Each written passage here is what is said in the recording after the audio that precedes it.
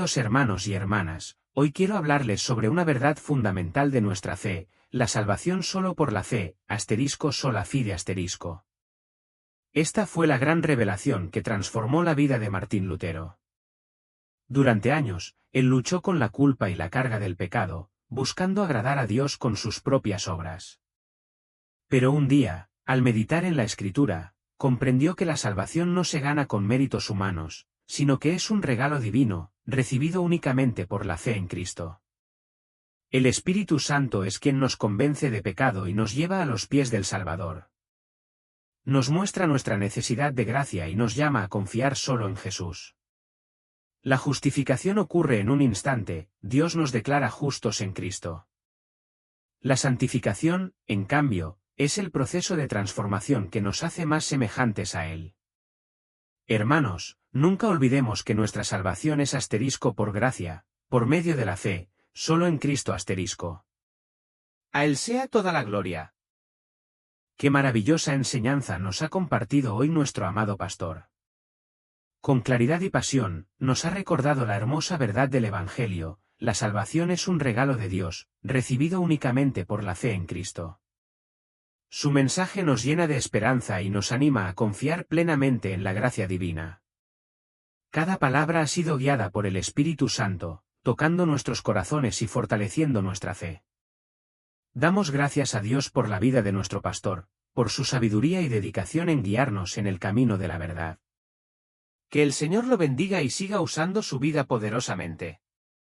Usaron, dado que el latín era frecuentemente usado en este tipo de correspondencia y de documentos en la época. Y quiero comenzar con una introducción de Martín Lutero, porque ciertamente él es el hombre que Dios usó, o fue el hombre que Dios usó para hacer despertar a la iglesia a doctrinas que ya se conocían, estaban reveladas y que por 1000 años habían estado escondidas durante los años oscuros de la iglesia, el oscurantismo que se apoderó de la iglesia.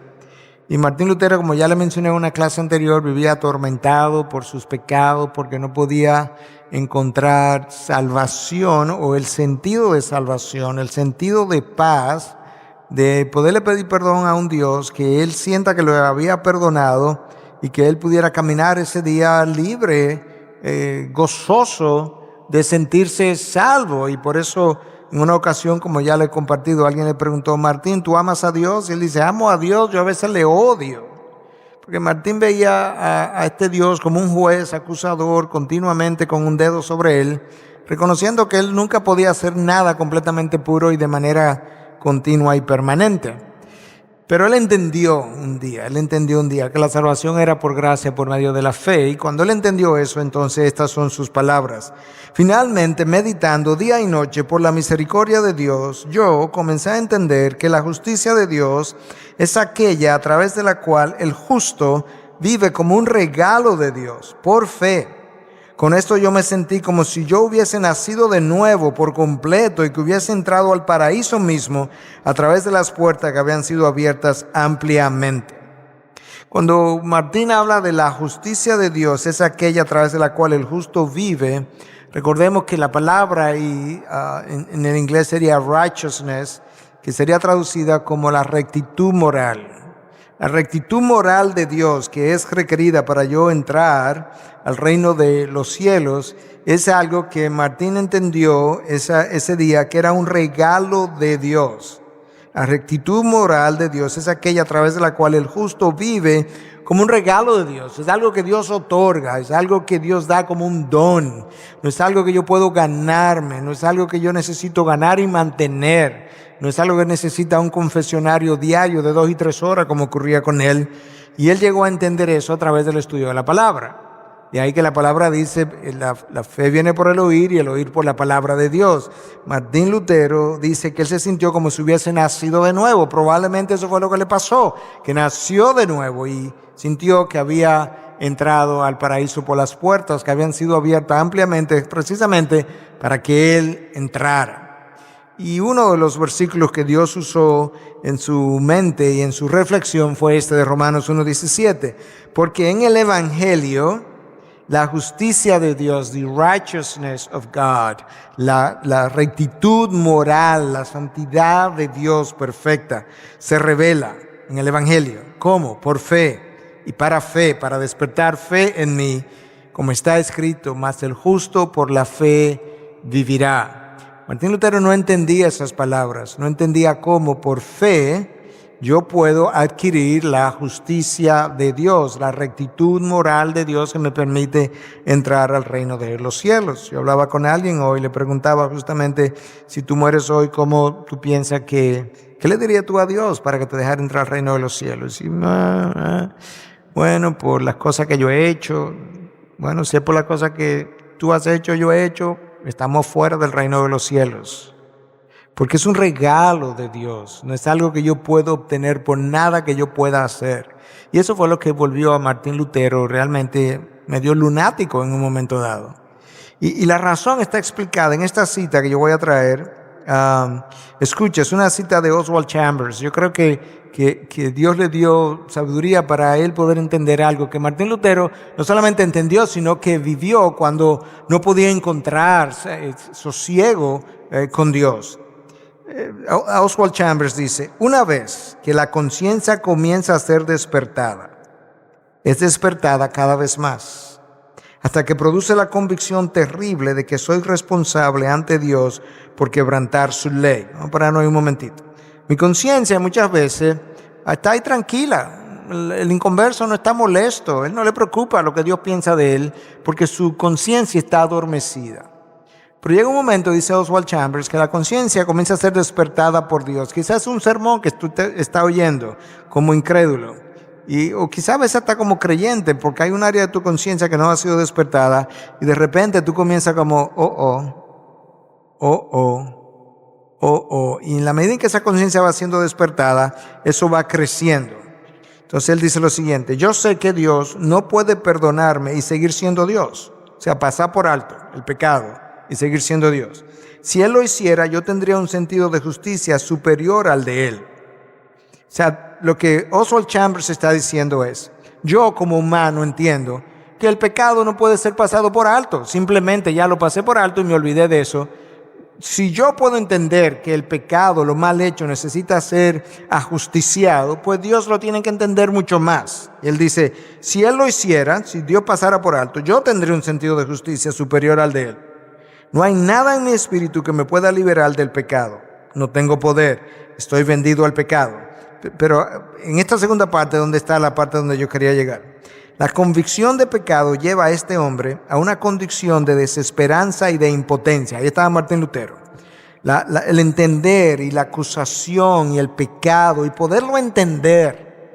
Poder entender el pecado a la luz de la santidad perfecta de Dios que habita en luz inaccesible, eso es algo que llega al hombre a una condición de desesperanza y de impotencia. Ahí estaba Lutero. Y hasta que llegue allí, hasta que él no haya llegado allí, la cruz de Cristo no tiene sentido para él. Hasta que él no se sienta aplastado prácticamente por su pecado, la cruz de Cristo es como una tradición más que la gente ha llegado a abrazar, a creer y a seguir. Es por la misericordia de Dios, y esta es la parte importante que yo quería subrayar, es por la misericordia de Dios que un hombre no tiene convicción de pecado hasta que no nace de nuevo. Somos convencidos de pecado para poder nacer de nuevo.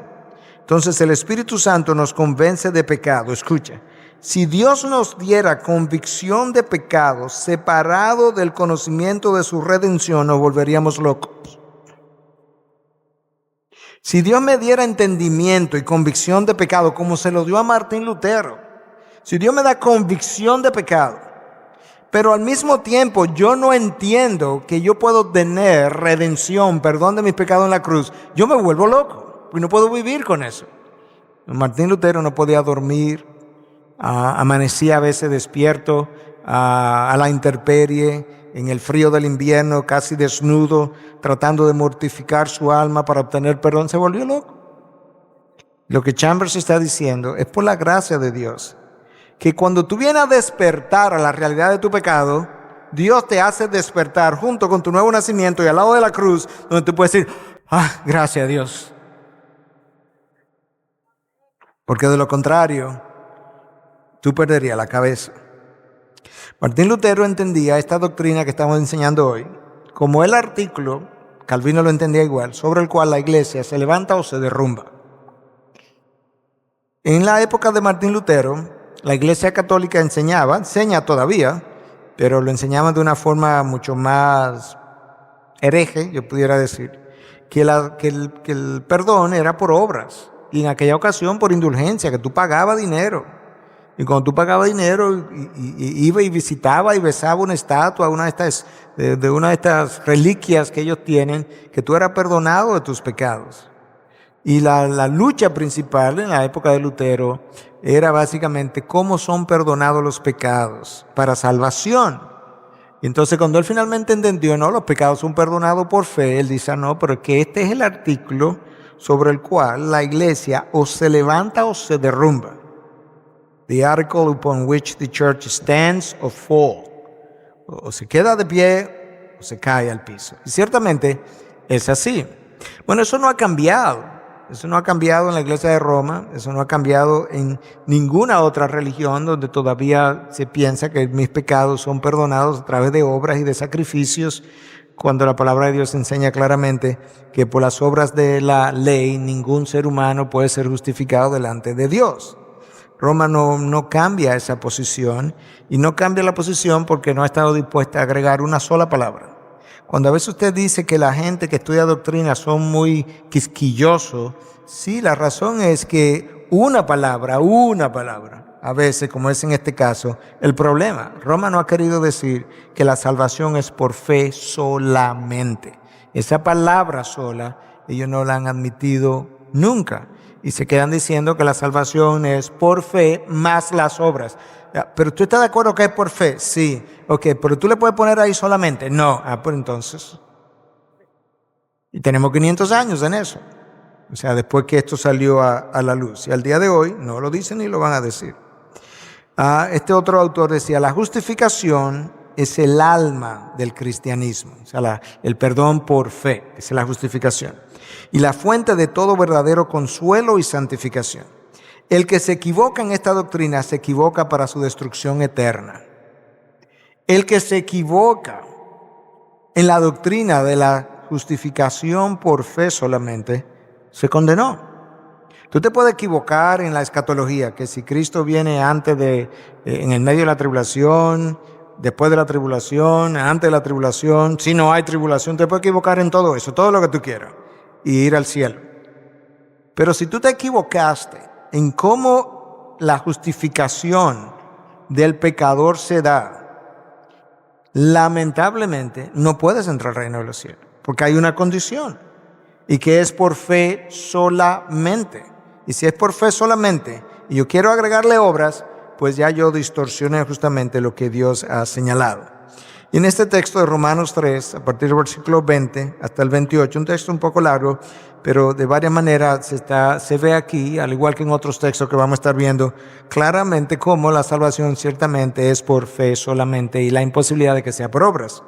Escucha, porque por las obras de la ley ningún ser humano será justificado delante de él. Vamos a parar un momentito, porque un poco más adelante vamos a llegar a Santiago, donde Santiago da la impresión como si las obras me justificaran. Bueno, la palabra no se puede contradecir. Y Pablo claramente está diciendo, escúchalo otra vez, porque por las obras de la ley ningún ser humano será justificado delante de él. No puede ser justificado delante de él porque ninguna de nuestras obras son completamente puras y perfectas. Y para yo poder ser justificado por las obras de la ley, yo tendría que desde el momento de mi nacimiento hasta el momento que yo muera, haber hecho cada obra perfecta, pura y sin pecado, y eso es una imposibilidad. Entonces no puedo. Pues por medio de la ley viene el conocimiento del pecado. ¿Entendiste cuál fue el propósito de la ley?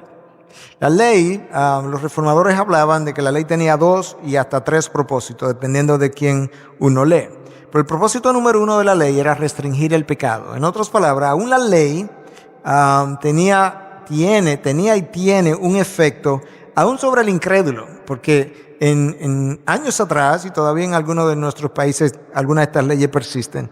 Cuando teníamos leyes impactadas por la ley de Dios que había sido introducido a la sociedad, donde el aborto era un crimen, por ejemplo, donde la homosexualidad era sancionada, esa ley de Dios que había impactado la ley de las naciones restringía el pecado. Entonces ese es el propósito número 1 de la ley, de acuerdo a los reformadores. Propósito número 2 es empujar al pecador hasta Cristo. En otras palabras, servirle de espejo, de tal manera que él, al verse en el espejo y ver la imposibilidad de su caminar y de su obrar para salvación, tenga que ir corriendo donde Cristo a pedir misericordia. Ese es el segundo propósito. De manera que cuando Pablo dice que por medio de la ley viene el conocimiento del pecado, se está refiriendo a ese espejo, donde yo veo mi pecado en la ley y digo, wow. Y el tercer uso de la ley sería en ayudar al que ya ha creído en su santificación, porque muestra lo que complace a Dios y lo que no complace a Dios. Esos eran los 3 usos de la ley que los reformadores reconocían y reconocemos todavía. Pero ahora, dice Pablo, aparte de la ley, la justicia de Dios, the righteousness of God, la rectitud moral de Dios, ha sido manifestada. ¿Cómo? Aparte de la ley. No tiene nada que ver con la ley. Es otro sistema, es otra forma. Ahora, ¿cómo ahora, Pablo? Bueno, vamos a llegar ahí. Y eso no es nuevo, dice Pablo. Esto ha sido atestiguado por la ley y los profetas. ¿Qué tú quieres decir, Pablo? Es decir, la justicia de Dios por medio de la fe en Jesucristo para todos los que creen, porque no hay distinción. Cuando Pablo dice, aparte de la ley, pero ahora, aparte de la ley, la justicia de Dios ha sido manifestada. Pablo, ¿qué es eso? Entonces él dice, es decir, la justicia de Dios por medio de la fe en Jesucristo para todos los que creen. La rectitud moral de Dios para los que creen, ahí está el artículo de fe, porque no hay distinción, por cuanto todos pecaron y no alcanzan la gloria de Dios. Todos hemos pecado, todos nos quedamos cortos. Y una buena ilustración que yo he usado de vez en cuando es que si tú quitaras el puente de Duarte en nuestro país, pusieras gente de este lado para que saltara hacia el otro lado del río, unos van a saltar 1 metro, otros 2, y quizá un campeón olímpico salte no sé cuántos metros, pero todos se van a caer en el agua y todos nos vamos a ahogar. No hay uno que se ahoga más que el otro. Entonces, de esa misma manera, si tú pones a Dios de aquel lado y nos pones a nosotros aquí, todos hemos tratado de saltar y llegar al otro lado, pero todos nos hemos quedado cortos de su gloria. Siendo justificados, escucha, gratuitamente por su gracia, por medio de la redención que es en Cristo Jesús. La justificación es por gracia a través de la fe. Esas dos cosas actúan, y ahorita vamos a explicar por qué. No es simplemente por fe, es por gracia a través de la fe, pero tiene que ser por gracia. Y lo vamos a explicar un poco más adelante, porque esas dos cosas tienen que darse.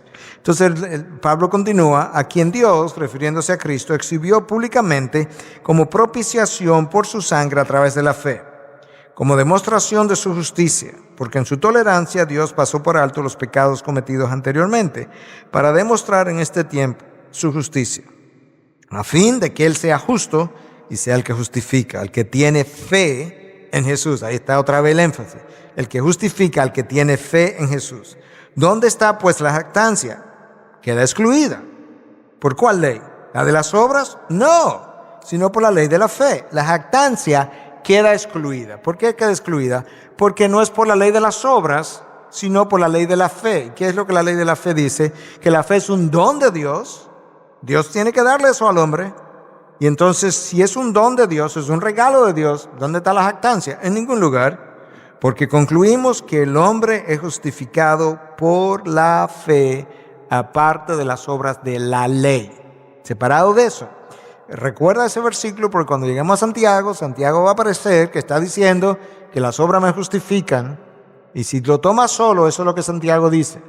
Pero no puede significar eso cuando ya Pablo dice claramente otra vez, porque concluimos que el hombre es justificado por la fe, aparte de las obras de la ley. Ahí está la justificación por fe solamente.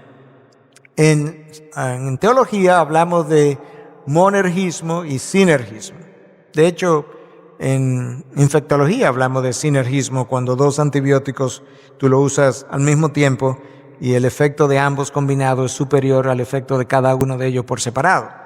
Entonces, sinergismo no es simplemente un término teológico, es un término que puede ser usado en teología, pero hablamos de monergismo para referirnos a una sola cosa y sinergismo a una colaboración. Entonces, nosotros entendemos, por lo que la palabra revela, que la salvación es una obra de Dios solamente, de principio a fin. Es por gracia, por medio de la fe, en Cristo solamente, para la gloria de Dios solamente. Mientras que el otro grupo, los arminianos, entienden que la salvación es un sinergismo, como lo entiende la Iglesia Católica también, que es una obra de cooperación entre Dios y el hombre. No vemos cómo el hombre puede cooperar cuando él está muerto en delitos y pecados. No vemos cómo el hombre puede cooperar cuando su voluntad está esclava al pecado. No vemos cómo el hombre puede cooperar si su mente no se somete a la ley de Dios y ni siquiera puede, como dice Romanos 8, 6 y 7. Entonces no hay tal cooperación realmente y por eso una vez más volvemos. Es por fe en Cristo, pero es una fe que Dios da como un don. Que es lo que Efesios 2, 8 y 9 dice. Y la salvación es un don de Dios. Y esto no es de vosotros, sino de Dios, por su gracia, por medio de la fe, para que nadie se gloríe. Mira como Romanos 3, 21 y 22 dice, que ya yo lo expliqué esto. Pero ahora, aparte de la ley, la justicia de Dios ha sido manifestada, atestiguada por la ley y los profetas, es decir, la justicia de Dios por medio de la fe en Cristo, para todos los que creen, porque no hay distinción. La palabra justicia en la Biblia tiene por lo menos dos traducciones distintas. Tiene más, pero vamos a hablar de dos acepciones distintas. Uno es la justicia que aplica un juez. Yo voy a una corte y me hacen justicia. Pero el otro significado es lo que hemos estado explicando de la rectitud moral.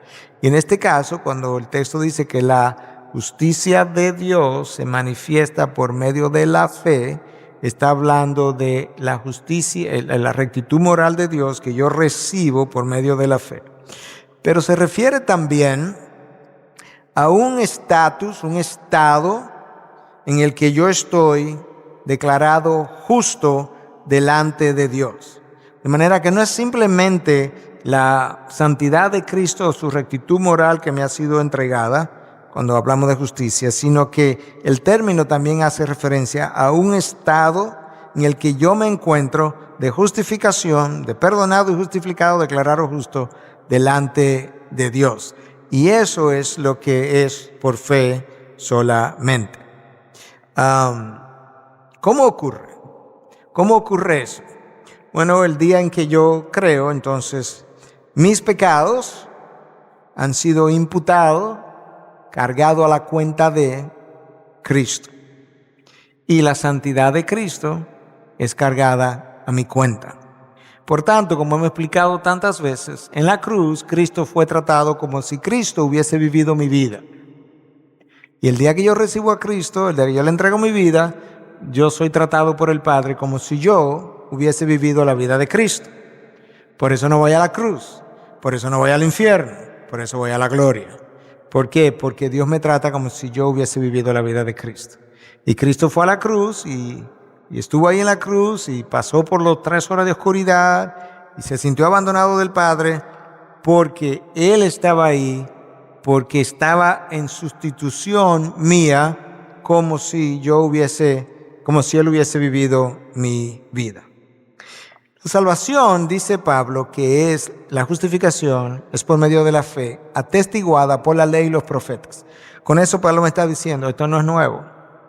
Esto no está en Romanos solamente. Lutero la descubrió cuando estudió el libro de Romanos, pero esto no es nuevo. Esto había sido anunciado todo el tiempo. ¿Dónde fue anunciado? Bueno, lo vamos a ver.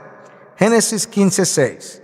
Y Abraham creyó en el Señor y se le reconoció o le fue contado por justicia. En el Génesis, en el primer libro de la Biblia, se me dijo cómo fue Abraham salvo. Abraham creyó en el Señor. Creer es fe. Y eso le fue contado por justicia. por righteousness, por carácter moral. ¿Qué fue lo que le fue contado por carácter moral? Cuando creyó. Esto estamos en el capítulo 15. Abraham, en ese momento, ni siquiera era Abraham, era Abraham, donde Dios le hizo una promesa que le iba a dar un hijo, y el hijo de la promesa, a través de ese hijo vendría el Salvador.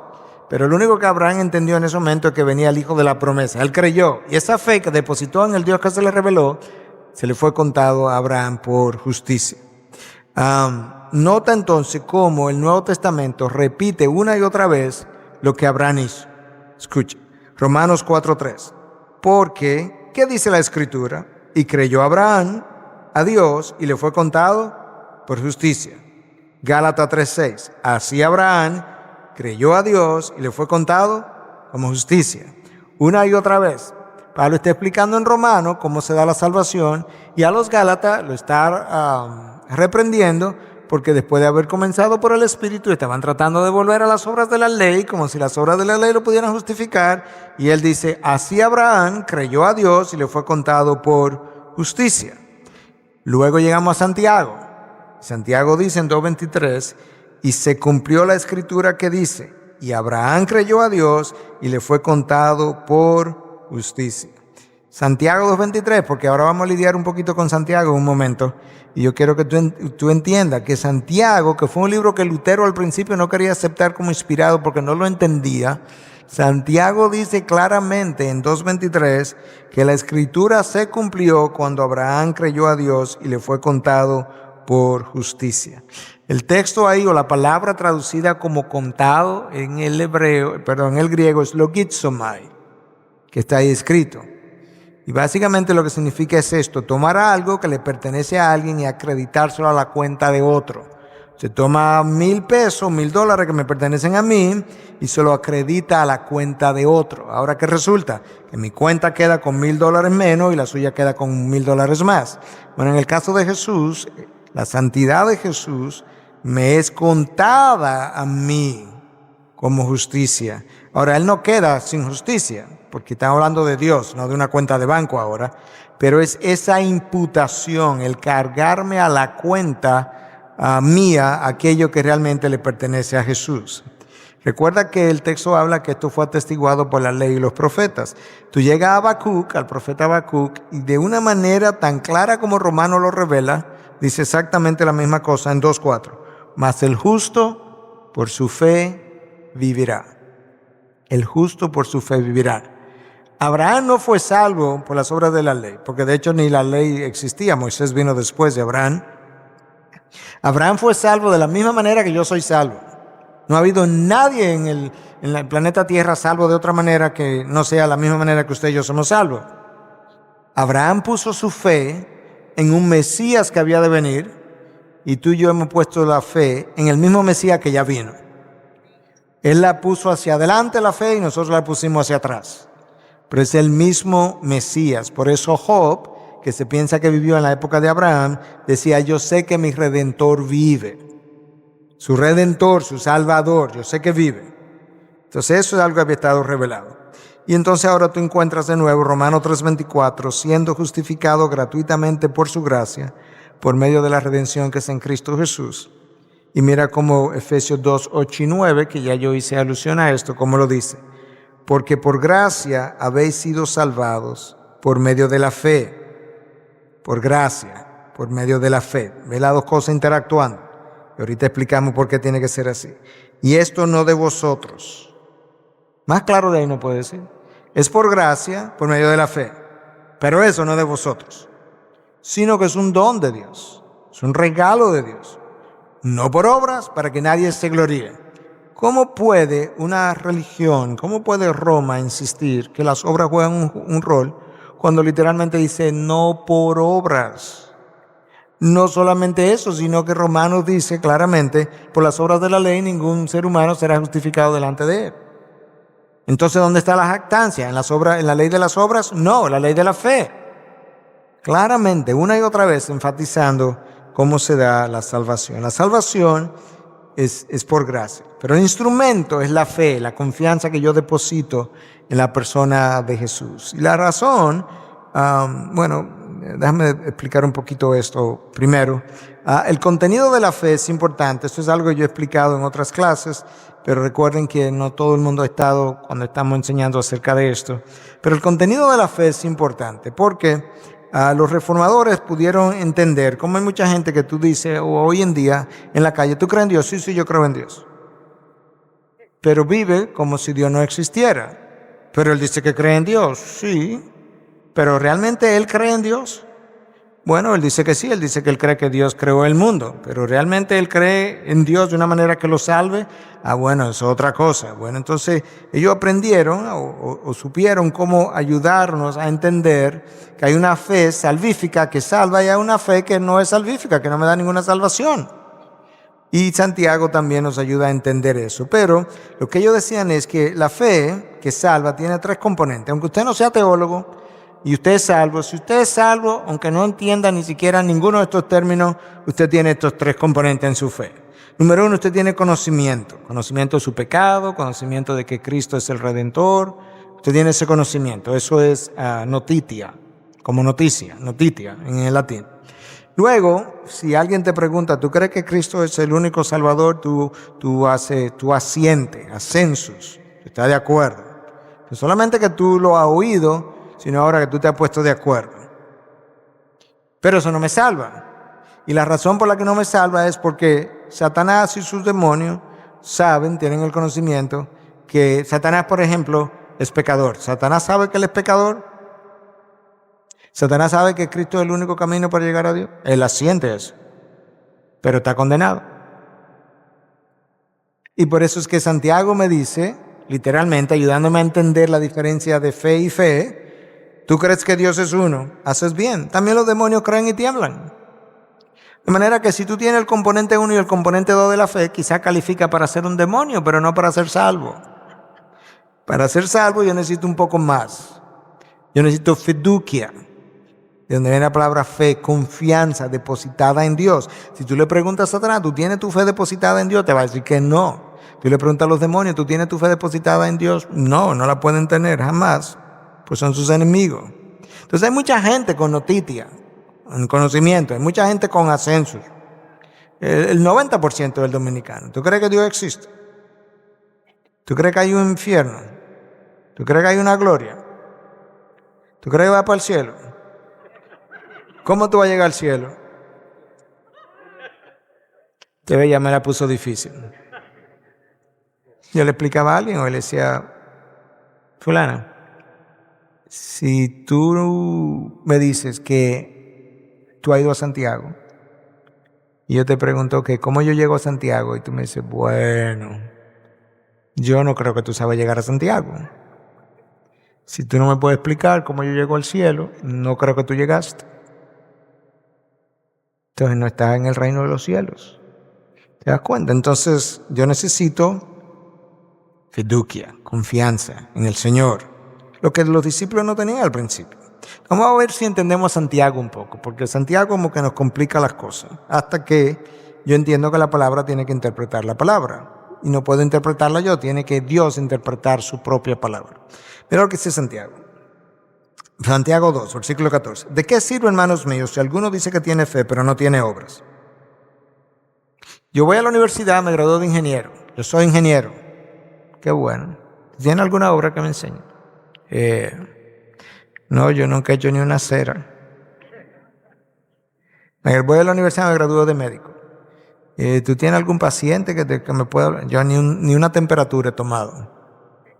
Entonces yo no puedo creer que tú eres médico, no puedo creer que tú eres ingeniero, porque el paciente que tú atiendes y la obra que tú haces como ingeniero son las que dan la evidencia de que ya tú pasaste por ese proceso.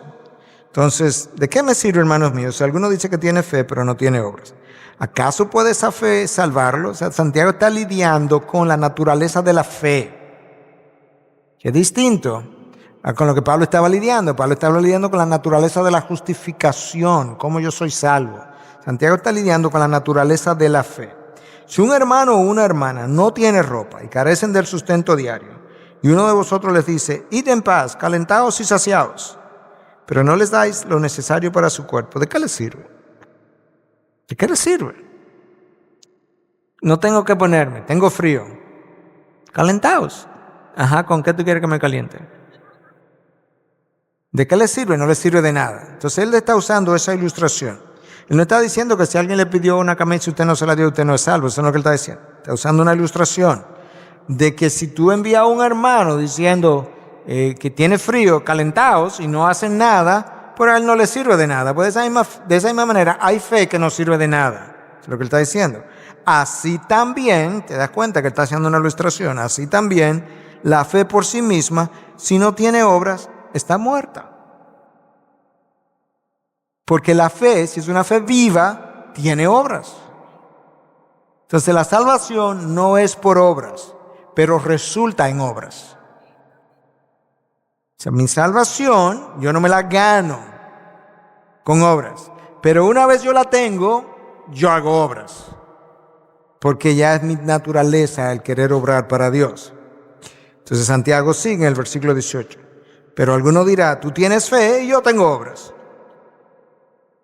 Entonces él dice, bueno, muéstrame tu fe sin las obras y yo te mostraré mi fe por mis obras.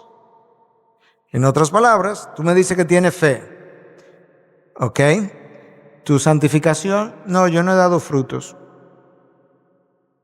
Entonces tú no tienes obras que mostrarme. Bueno, pues esa fe está dudosa. Ahora yo te voy a mostrar mi fe por mis obras. Él no está diciendo yo me voy a ganar mi fe por las obras. No, yo te voy a mostrar que cuando amo como Cristo ama, cuando perdono cuando Cristo perdona, cuando hago las cosas que Cristo hace, eso da evidencia de que yo soy un nacido de nuevo. Todo el que ha nacido de Dios, todo el que ama es nacido de Dios porque Dios es amor. La confesión de Santiago aparece mayormente a partir de aquí. Pero, ¿estás dispuesto a admitir, oh hombre vano, que la fe sin obra es estéril? Ok, eso no está tan difícil de entender. Sí, la fe sin obra es estéril, está muerta. No, si no hay fruto, no hay vida de esa fe. Entonces aquí es donde Santiago comienza como a complicarse. ¿No fue justificado por las obras Abraham, nuestro padre, cuando ofreció a Isaac, su hijo, sobre el altar? Ya ves que la fe actuaba juntamente con sus obras. Y como resultado de las obras, la fe fue perfeccionada. Y se cumplió la escritura que dice, y Abraham creyó a Dios y le fue contado por justicia, y fue llamado amigo de Dios.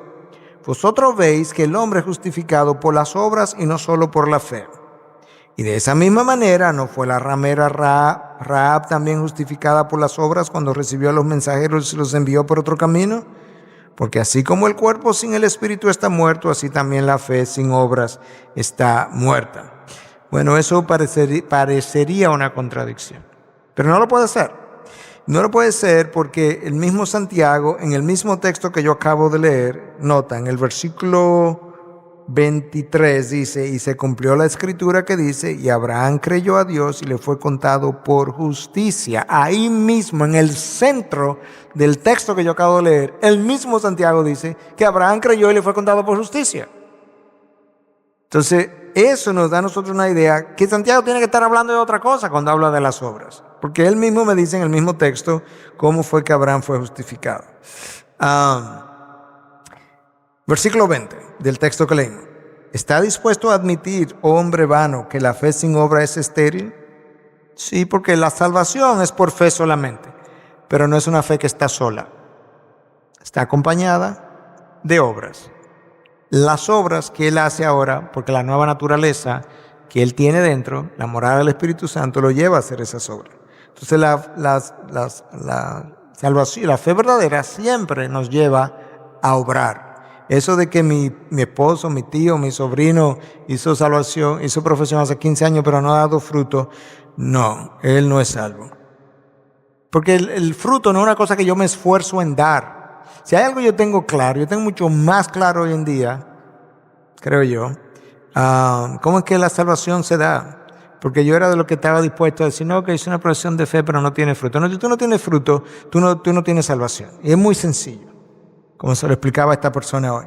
Los frutos que yo doy no es un esfuerzo.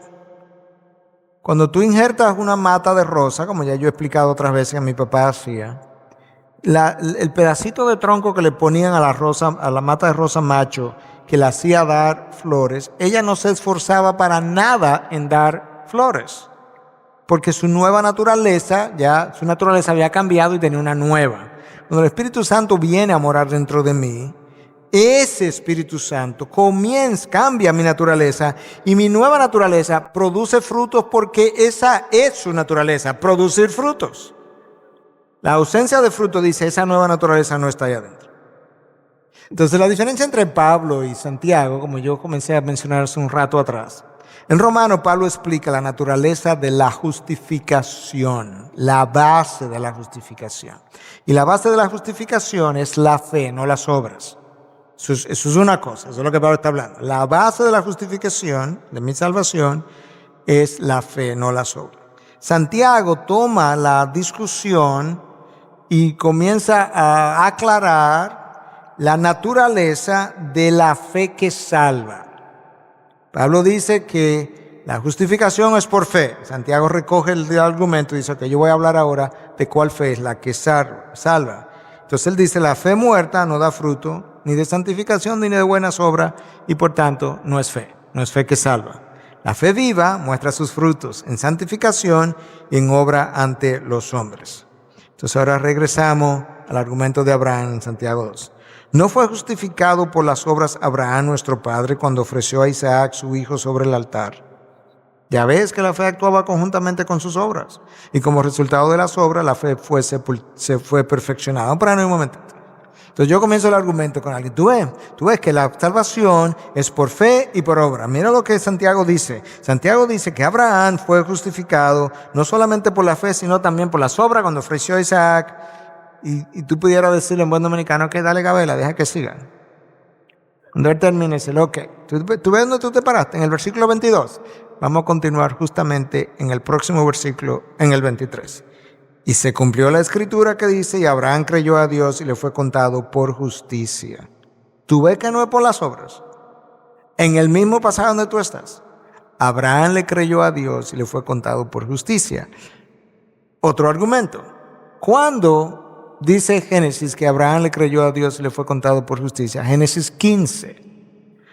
¿Cuándo ofreció Abraham a Isaac sobre el altar? Mucho después de Génesis 15. Pero ya lo habían justificado en Génesis 15.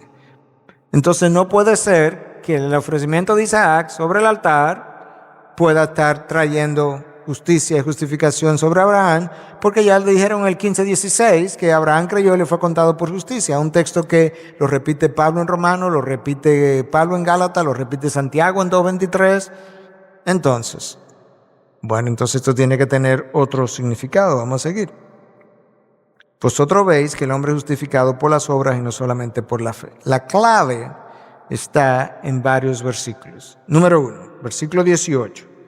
Muéstrame tu fe sin las obras y yo te mostraré mi fe por las obras. En otras palabras, las obras, si yo digo que tengo fe, vamos a suponte que yo tenga fe verdadera, genuina, que me salvó hoy, hace 5 minutos. ¿Ustedes saben eso? Que esa fe que yo tengo verdadera, salvífica, realmente yo la tengo de hace 5 minutos. No. Cuando alguien levanta la mano un domingo y dice que es salvo y ora y demás, ¿nosotros sabemos con certeza de que esa persona es salva? No, claro que no. ¿Dios lo sabe? ¿Sí o no? Sí. Entonces, delante de Dios, yo soy justificado por la fe. Y Dios lo sabe. ¿Y delante de los hombres? Por las obras. ¿Qué decimos nosotros cuando alguien levanta? Hay que ver ahora. No hay que esperar, que ver los frutos. No decimos eso nosotros continuamente. Entonces, Abraham en Génesis 15 le creyó a Dios y fue justificado por su fe. Le fue contado por justicia. Pero cuando Abraham va y ofrece a Isaac, si alguno tenía duda, o aún nosotros mirando hacia atrás, de si verdaderamente Abraham creyó, ahí está la muestra. De cuando él ofreció a Isaac en el altar, o fue a ofrecerlo. Entonces Abraham es justificado, o mejor dicho, la palabra justificar en el lenguaje original tiene por lo menos dos aplicaciones. Uno es la justificación delante de Dios y la otra es la justificación delante de los hombres. Y de hecho se me pasó, pero quizás se lo traigo la semana que viene porque tendría que ponerme a buscarlo, un texto donde Cristo hablando claramente muestra que hay una justificación delante de los hombres, donde nosotros hacemos nuestras buenas obras delante de los hombres para que ellos vean que somos hijos de Dios. Entonces, esas son las obras que nos justifican delante de los hombres. Abraham fue justificado ante Dios por la fe y ante los hombres por las obras que dieron evidencia de su fe. Esa es la explicación. El origen del problema, ¿dónde comenzó todo, por así decirlo? Bueno, comenzó hace muchos años atrás. La Vulgata es la traducción al latín que hizo Jerónimo en el año 400, o alrededor del año 400, pasó 20 años en Jerusalén traduciendo toda la Biblia al latín. Y se conoció como la Vulgata porque era una traducción para el vulgo, para el pueblo. En esa traducción, la Vulgata, que la Iglesia Católica aceptó como la traducción oficial de la Iglesia, la palabra justificar, que es esta que aparece ahí, diakaisune, fue traducida de manera errada. Jerónimo la tradujo como hacer a alguien justo, el hacer a alguien justo, lo que implicaba un cambio moral. En otras palabras, Roma entiende que cuando tú eres bautizado, ahí ya tú eres salvo, ¿verdad? O sea, a partir de ahí, tú comienzas a vivir una vida moral. Y que según tú vayas viviendo moralmente, tu carácter va cambiando, tu carácter moral. Y llega un momento que tú has hecho tantas obras de bien que Dios te examina y Dios te encuentra justo en ti mismo por las obras que tú has hecho. Bueno, eso viene de aquí, de esta traducción que Jerónimo hizo, donde tradujo la palabra justificar como el hacerte justo. Entonces tú te haces justo. Pero la traducción del griego debe ser declarar justo. Y eso es un estado moral, eso no es un cambio moral. En otras palabras, el día que yo creo, yo estoy aquí en el mundo, Dios me perdona, yo paso aquí y yo estoy en un estado moral, donde si me muero ahora voy al cielo, porque Dios me revistió con la santidad de Cristo, aunque tenga un minuto de haber creído. Es un estado, no es un cambio moral donde yo me voy perfeccionando hasta limpiarme y alcanzar la santidad en mí mismo. Entonces este es el origen de todo ese problema. Una vez esto pudo ser aclarado, como Lutero mismo pudo ver, entonces comenzaron las cosas o el entendimiento y las enseñanzas a cambiar. Entonces el pecador es justificado por la fe. ¿Cómo? Como ya explicamos, sus pecados son imputados, cargados a Cristo, la santidad de Cristo es imputada o cargada al pecador. El resultado es que el hombre, yo soy pecador, ¿verdad? Pero ahora me cargan la santidad de Cristo a mí. Y Dios me declara justo sin serlo. Entonces en ese momento yo soy al mismo tiempo justo y pecador. Justo porque me han declarado justo y pecador porque todavía hay pecado en mí y sigo pecando. Y eso es exactamente como Lutero usó esta frase, simul justus et peccator, simultáneamente justo y pecador. Eso es lo que nosotros somos. Si usted se considera nacido de nuevo, usted ha sido declarado justo. Pero usted sigue pecando. Levante la mano el que entiende que después que nació de nuevo no ha vuelto a pecar. Porque si levanta la mano, ahí usted acababa de pecar, para decirle, bueno, ya perdiste. Porque aquel que dice que no tiene pecado, pues es mentiroso. La salvación, dijimos hace un tiempo, es por gracia a través de la fe. Tiene que ser por gracia. Porque la fe, por buena que sea, es deficiente. Si usted no lo cree, solamente tiene que leer la Biblia. Hombres de poca fe. Tomás, si yo no veo las heridas, si yo no pongo mi dedo en la llaga. Abraham, el amigo de Dios, el que le creyó a Dios y le fue contado por justicia, le entregó su esposa a Abimelech. La fe es deficiente. Job es mi héroe. Job dudó de Dios. La fe, por buena que sea, es deficiente. Entonces, ¿cómo yo puedo ser salvo solamente por fe, sin gracia? No puedo porque mi fe no da. Dios tiene que, por gracia, aceptar mi fe deficiente. Y entonces la salvación es por gracia, por medio de la fe. Eso es como se da. Yo tengo que depositar mi confianza en Cristo, pero la confianza que deposito siempre es deficiente. Es pecaminosa, no llega. Y eso nos ayuda a entender. Lutero le escribía a Melanchthon, ahí dice Lutero o Melanchthon, pero no es así. Lutero a Melanchthon. Melanchthon era su mano derecha en un momento dado, pero al final Melanchthon lamentablemente comenzó a comprar el entendimiento de Lutero, la doctrina, y después echó para atrás. Lutero le escribe a Melanchthon, le dice: el evangelio descansa completamente fuera de ti, tiene que ver contigo. No hay nada que tú puedas hacer. El evangelio es la buena nueva de Jesucristo, a través de la cual yo recibo perdón de pecado. Eso está completamente fuera de ti. Escapa a tu control. Charles Finney fue un evangelista en Estados Unidos, muy famoso. Se le considera el autor del segundo avivamiento. A la verdad que si ciertamente esto fue un avivamiento con Charles Finney, él sería la prueba de que todo es por gracia. Porque Finney, escucha lo que Finney dice, una cosa que yo no me lo puedo imaginar. Como ya se ha dicho antes, no puede haber justificación en el sentido legal de declararte justo, sino sobre la base de la obediencia a la ley de una manera universal, perfecta o ininterrumpida. O sea, lo que Finney está diciendo es que la única manera de que Dios te declare justo es que tú obedezcas la ley de manera universal, perfecta e ininterrumpidamente. Levante la mano el que haya hecho eso. De manera que Finney negó la salvación por fe solamente, cuando está descansando en el cumplimiento ininterrumpido, perfecto de la ley de una manera universal. Mira cómo Pablo habla cuando él revisa su vida. Pablo dice: yo miré hacia atrás, y esta es mi conclusión. Está en Filipenses 3, cuando Pablo revisa la manera que él había vivido, lo que había logrado y cómo él entiende hoy, o en ese momento.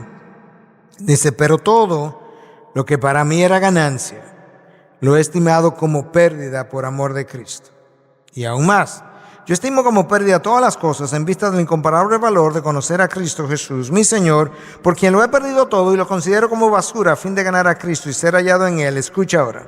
Y ser hallado en Él, no teniendo mi propia justicia derivada de la ley, mi propia rectitud moral, no teniendo. Yo considero todo eso que yo gané como pérdida, como basura, no teniendo mi propia rectitud moral derivada de la ley, sino la que es por la fe en Cristo, la justicia que procede de Dios sobre la base de la fe.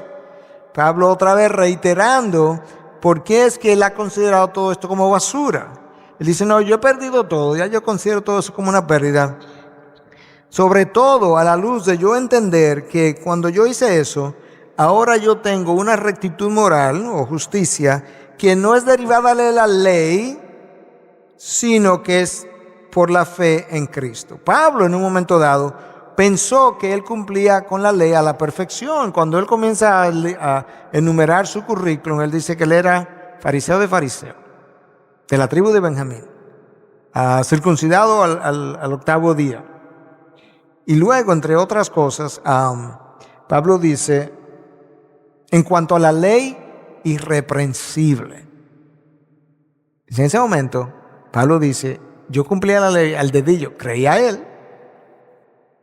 Por eso es que él dice en Romanos, cuando escribe, que el pecado lo mató. Lo mató porque el pecado le hizo creer que él cumplía la ley a la perfección y que por tanto era salvo y estaba muerto. Literalmente él dice: el pecado en mí me mató. Pero lo mató, él lo explica, porque el pecado en mí me hizo creer que yo había cumplido la ley a la perfección y creyéndome salvo estaba muerto, me mató. Entonces Pablo dice: la justicia que procede de Dios sobre la base de la fe. En 2 Corintios 5:21 se nos explica de otra manera. A aquel que no conoció pecado, le hizo pecado por nosotros. Ahí está la imputación de mis pecados, para que fuéramos hechos justicia de Dios en él. En inglés dice de nuevo ahí: para que fuéramos hechos the righteousness of God, la rectitud moral en Cristo. Fuéramos hechos eso. Entonces mis pecados se lo cargan a él para que yo pueda ser declarado justo y ser hecho justicia de Dios en él. Mira este texto, Romanos 4, del 4 al 8. que enfatiza, martilla de nuevo la idea que venimos desarrollando. Ahora bien, al que trabaja, el salario no se le cuenta como favor, sino como deuda. ¿Está escuchando? Pablo está usando una analogía de cómo la fe es por gracia, aparte de la ley. Y dice, ok, vamos a usar esta analogía del trabajo. Al que trabaja, obras de la ley, el salario no se le cuenta como favor, sino como deuda. Mas al que no trabaja, pero cree en aquel que justifica el impío, su fe se le cuenta por justicia. El que no trabaja, el que no está haciendo obra de la ley, a él su fe se le cuenta por justicia. Como también David habla de la bendición que viene sobre el hombre a quien Dios atribuye justicia aparte de las obras. Bienaventurado ese hombre. ¿Por qué es bienaventurado? Porque él es salvo y el otro no es salvo. Bienaventurado, bendición, viene sobre el hombre a quien Dios atribuye justicia aparte de las obras.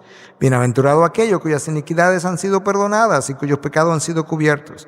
Bienaventurado el hombre cuyo pecado el Señor no tomará en cuenta. No tomará en cuenta, ¿por qué? Porque se lo cargaron a Cristo. Está en su cuenta, no está en la mía. El texto de Romanos, yo leí del 4 al 8, ahora del 9 al 11. ¿Es pues esta bendición solo para los circuncisos? ¿La bendición cuál? La salvación por la gracia a través de la ley. ¿Es solo para los circuncisos, léase los judíos, o también para los circuncisos, léase los gentiles? Porque decimos, a Abraham la fe le fue contada por justicia. Entonces, ¿cómo le fue contada?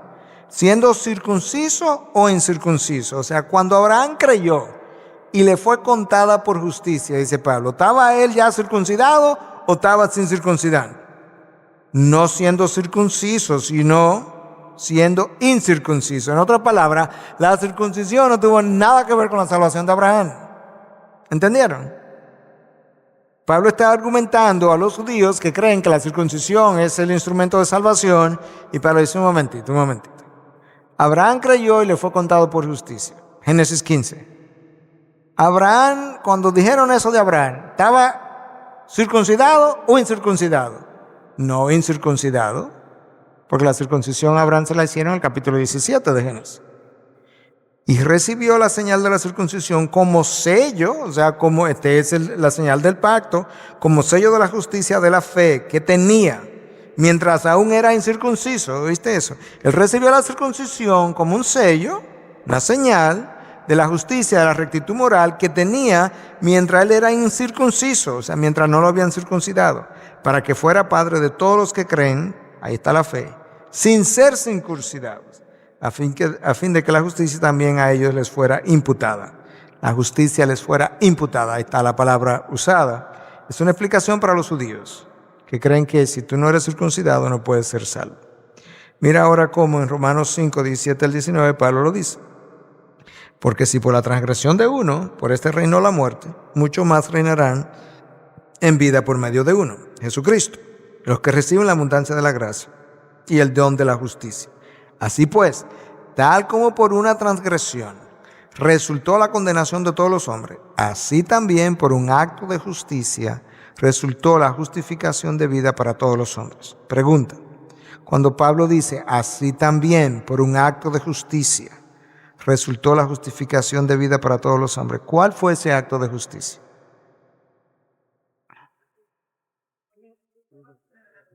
La cruz. Así también por un acto de justicia resultó la justificación de vida para todos los hombres, para todos los que hemos creído. Si por un acto de justicia resultó la justificación para todos los hombres, yo no tengo ninguna obra más que hacer, porque por ese solo acto yo fui declarado justo. ¿Entendió? Esta es otra manera de ver la doctrina. Ya estamos terminando. Entonces esta es la conclusión en cuanto a la justificación. ¿Cómo se da? Número 1, es una justicia o rectitud moral que proviene de Dios. Es un don, es un regalo. Número 2, es una justicia lograda independientemente del hombre. El hombre no coopera en esto. Número 3, es un don, es una gracia. Número 4, es dada independientemente de las obras. Por las obras de la ley ningún ser humano será justificado. Número 5, es imputada, es encargada a la cuenta de otro, esa justificación. Número 6, es dada a los impíos. En el momento en que yo la recibo, en ese momento yo era un impío. No es que yo me voy haciendo más moral, y estoy ya tan moral que soy perfectamente moral, entonces Dios me da la justificación. Eso es lo que Roma cree. No. Es dada a los impíos en su estado de impiedad. Tanto así que después que me la dan, yo todavía sigo pecando. Es recibida por fe. Recibida por fe. Es la persona y la obediencia de Cristo en su obra de expiación. Eso es. En su obra de expiación, en su muerte en la cruz, esa justificación que a mí me dan es el resultado de la obra expiatoria de Cristo. Y es dada como resultado de mi unión con Cristo. Nosotros estamos en Cristo. Como estoy en Cristo, entonces es dada de esa manera, como resultado de mi unión con Él. Y eso es como la justificación se da. Por la fe solamente. Ya vimos 3 solas.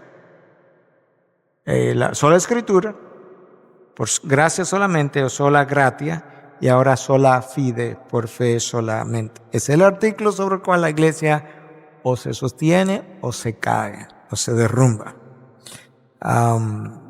Es la única religión, el cristianismo es la única religión, y el cristianismo bíblico, porque Roma piensa que es cristianismo también, pero es la única religión donde la salvación se da aparte de las obras, solamente por gracia, a través de la fe. No hay otra.